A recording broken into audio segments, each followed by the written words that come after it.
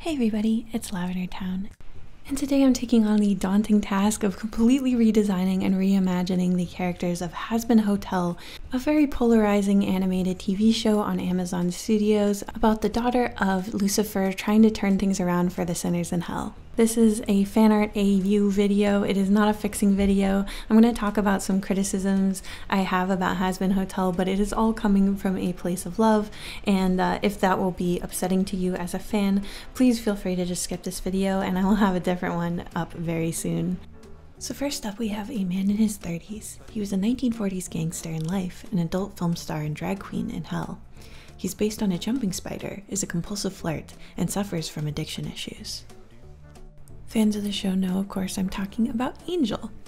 I avoided doing Angel in my part 1 of this video because honestly, I felt like I just was too much of a hater of his design and his characterization, and I didn't want to bring that energy to the video. I feel like the level of depth and complexity that Angel would show as a character would oscillate really wildly throughout the show. I find that the Angel from episode 4 and the final episode bear almost no resemblance to the Angel that we see in the rest of the show. At least that's how I felt at the time. I feel like this time I was able to wrap my head more around the core elements of his character and really put into words what I feel like would make him work better for me personally. Again, these are all just my opinions and I'm not the arbiter of anything. But my main focus when I'm redesigning him is actually to amplify his spideriness. When I look at his design, I think one of the things that really frustrates me about it is that I don't get spider from him at all. I know that technically he does have 8 limbs, but 2 of those limbs go in and out of his body, they retract, whereas all the rest are left out almost for the entire show, and it makes him seem more like he's some kind of 6-legged creature. I also find like the shape of his head doesn't really speak spider to me, especially not jumping spider. So the spider I'm going to base him off of is this jumping spider. I thought that the white matched his original color palette well, and I'm just going to try to amplify his spidery qualities with sort of like the mandible teeth in his mouth, as well as making his extra eyes a little bit more clear. I already discussed this in my first Hazbin redesign video, but I do find it troubling that his extra eyes on his real design look so much like Cherry Bomb's shoulder freckles. Like, it really just looks like freckles to me, and I think even longtime viewers of the show, if they're not deep into like Wikipedia dives or watching the streams, would have no idea that he's supposed to have 8 eyes rather than just the 2. I also was desperate to change the retractable arms issue. While I agree that that's a perfectly fine solution for a cartoon, I think that for me personally and my character design like desires and aesthetics, I would want to take that route where, because he's too complicated with 8 arms, we just leave 2 of the arms off for most of the show. For me, I'd want to find some better way to hide them, and so I actually had this idea to have his other 2 sets of arms wrapped around his upper thighs. First of all, that's kind of like a saucy place to put them, but also it gives a way for his legs to actually be visible, but also that instead of them just appearing out of nowhere, they can actually unspool from around his legs, and then suddenly he really looks like a spider. I think this would look so cool in animation, and I don't think it would make his overall design too complicated. It also reminded me of the feather boas that I found when I was researching drag in the 1940s. I ended up going down this total rabbit hole about GIs and these shows where they would have soldiers in World War II dress up as women for the entertainment of the other soldiers. Drag has a really long history, like way older than that, but I was really happy about the kind of images and stuff that I was able to find of this era drag queens. Now obviously Angel wasn't a drag queen in life, he was just a gangster, but he is from the 40s, and I think this would actually inform the way that he does drag.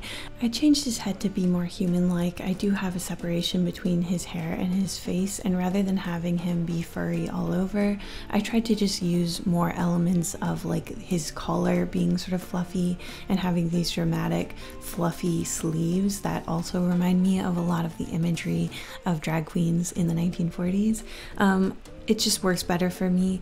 I don't really like drawing characters with a furry face unless they have very distinctive animal like skull underneath. So that's just kind of the route I went. Hopefully you guys don't totally hate it. Again, it's just my sort of approach, but I also wanted to do a version of him in drag. I don't really know how much we're actually seeing him in drag in the actual show Hazbin Hotel. He has sort of an androgynous body type in the show, and so it makes it hard for me to realize if there's a big distinction between him just doing his regular work as a man or him doing like a drag show.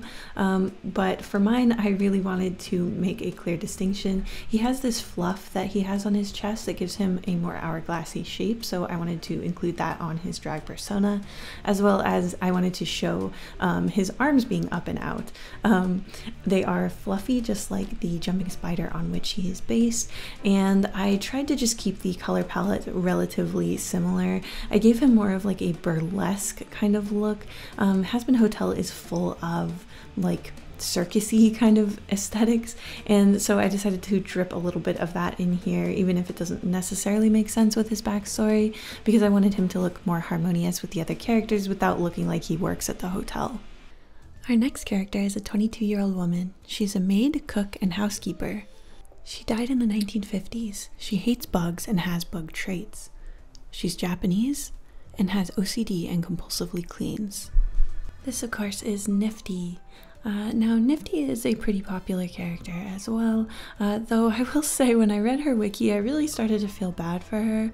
Most of the description of her is not very flattering, particularly there's multiple points at which she's described as not very smart and that she'd be attracted to any man that she sees. I also think it's a little bit tacky the way that she's described as having OCD and that's why she cleans all the time. It feels like just kind of a stereotype and not very accurate about what OCD really is. But regardless, that's not even in the show, so you know, whatever.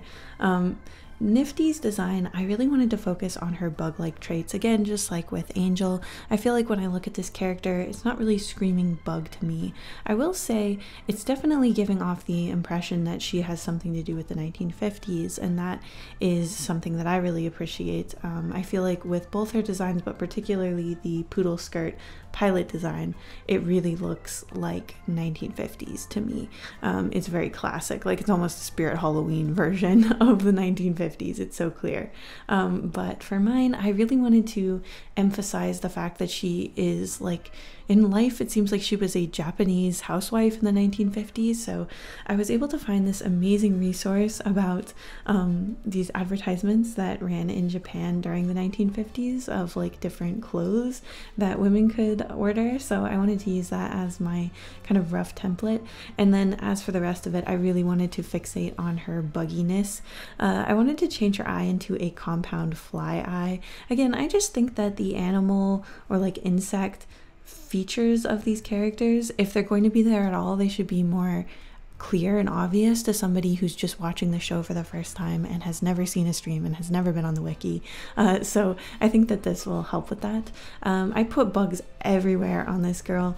I gave her kind of like these horns that look like the jaws of a beetle, or like the horns of a beetle, as well as I actually hid a little like design of a caterpillar in her bangs.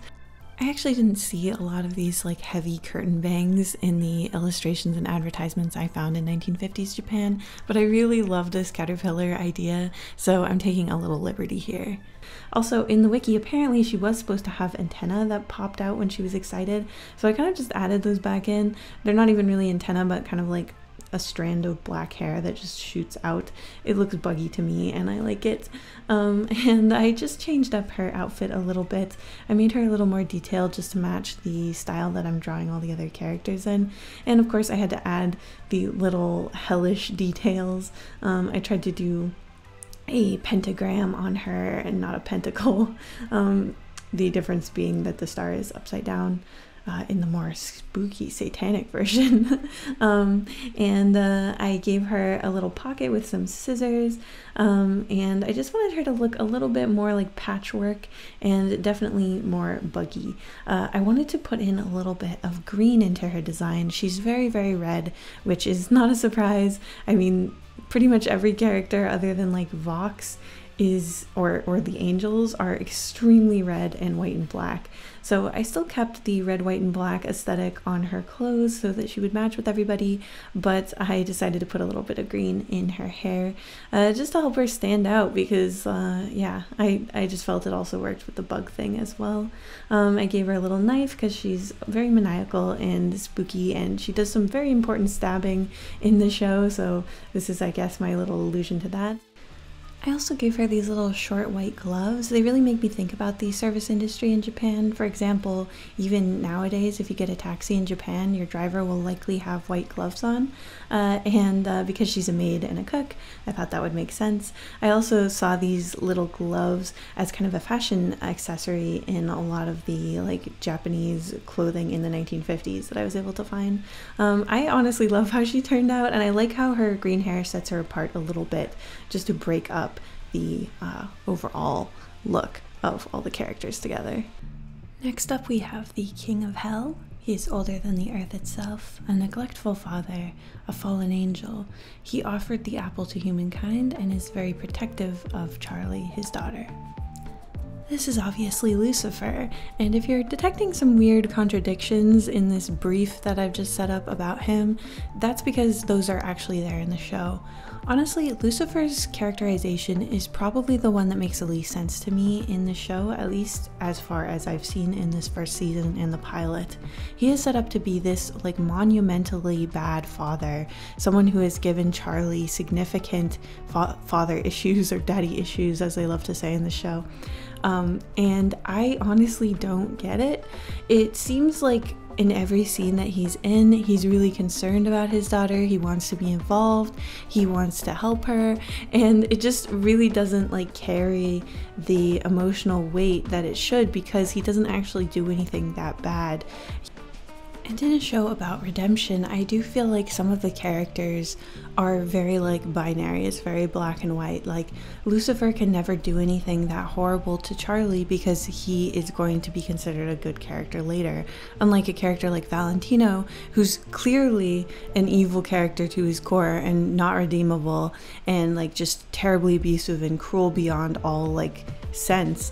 And he doesn't ever, he's not even really in the cycle of abuse with Angel because there is no cycle. He's just incredibly sadistic all of the time and incredibly controlling all of the time. And I feel like that's a missed opportunity, because I feel like this show could really be about how people transform themselves from someone who legitimately does really bad, really selfish things and becomes somebody better for the people that they love or the people that are around them.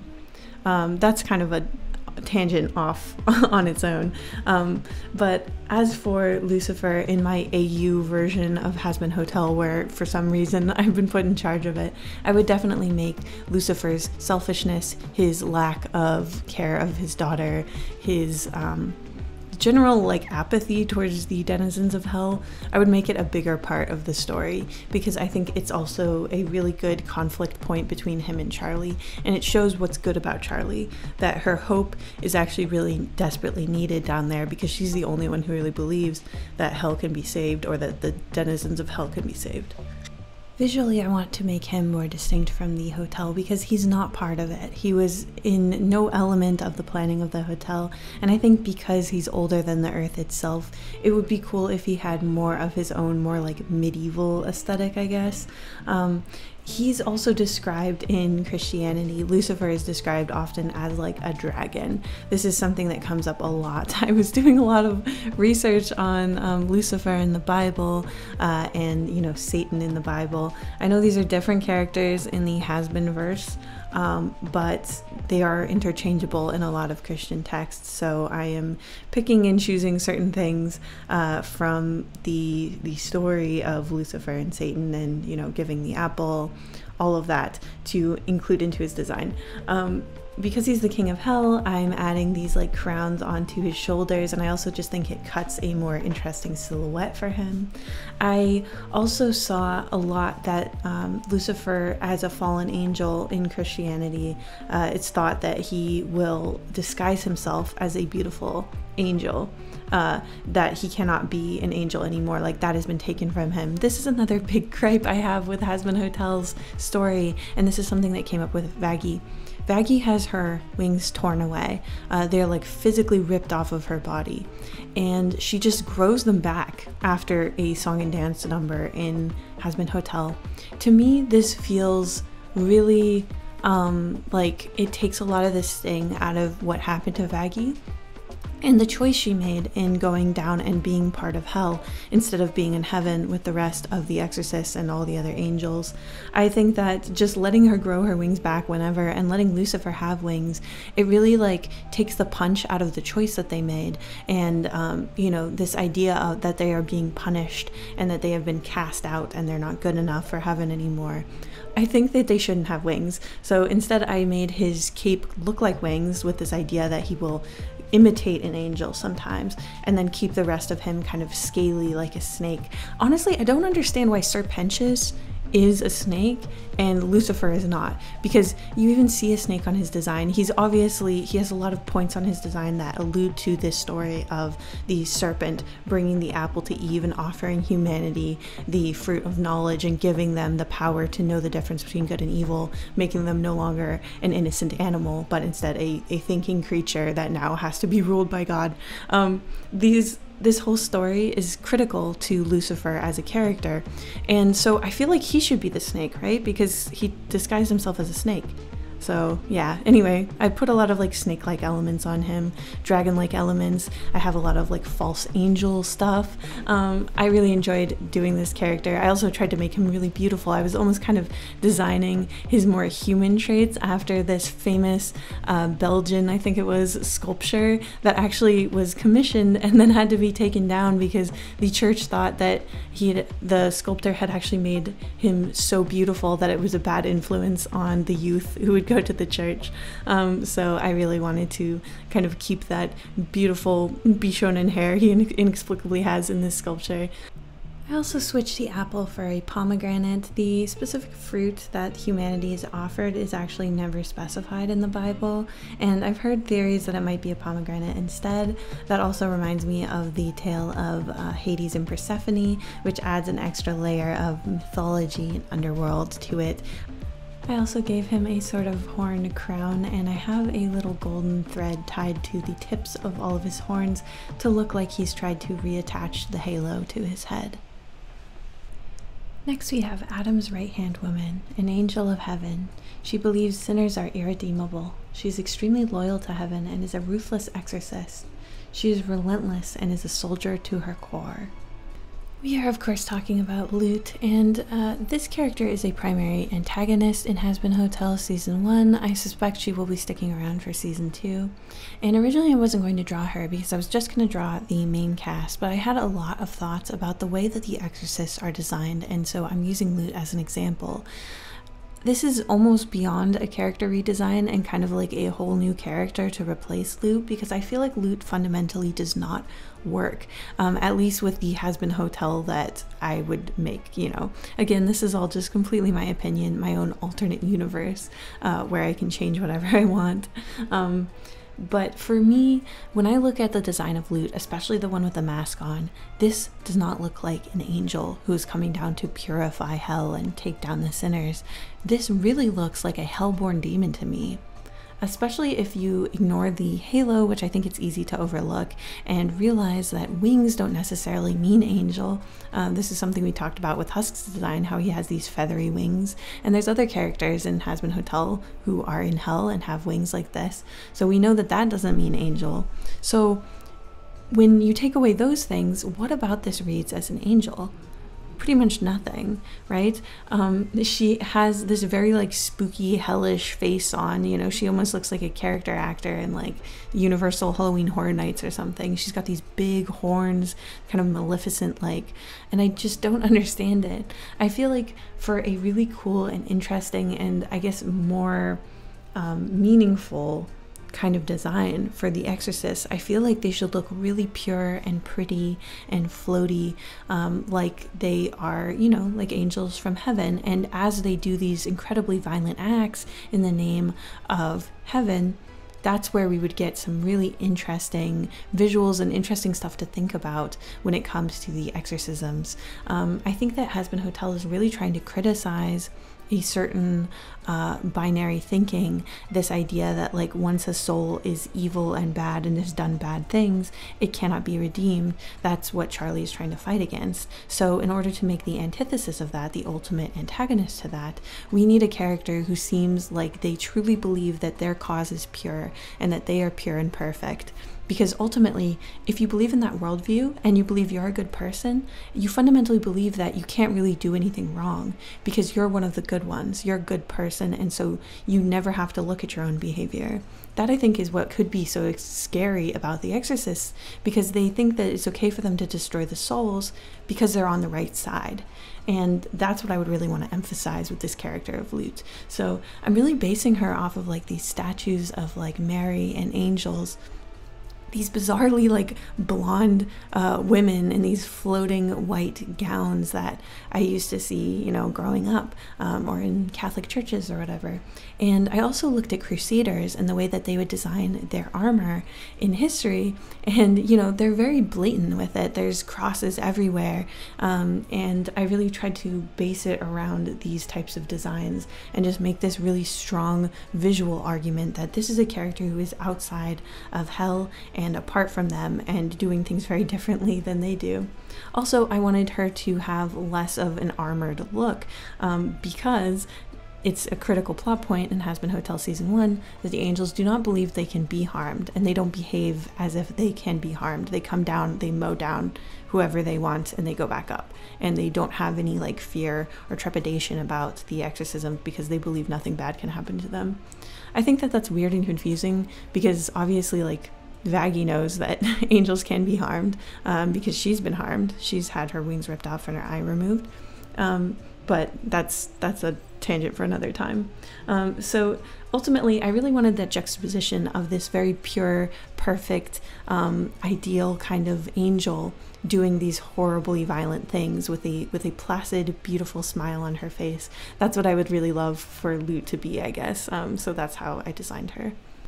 So here is the whole cast as I have redesigned them. Again, I hope you guys enjoyed this. Clearly this is just an AU of my own creation. They have a very different look. This would be a very different show.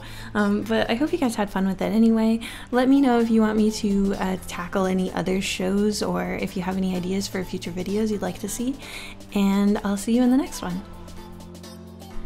Thank you so much to my wonderful patrons, including Colorful Ambitions, Aaron, Viet, Raccoon Jam, Grexius, Olia, Brandon Stark, CB, Lucian Majiki, Liv, Salty Jackrabbit, Ravenscrow, Saucelot, T-Hill Music, Jabber Dabber Doo, Kadaria, Deadly Nightshade Art, Astrofox Art, The Expressive Poker Face, Tsubaki, Cutie Pie, Kola, JJ Jade, and of course, Blah Blah Blah Blah.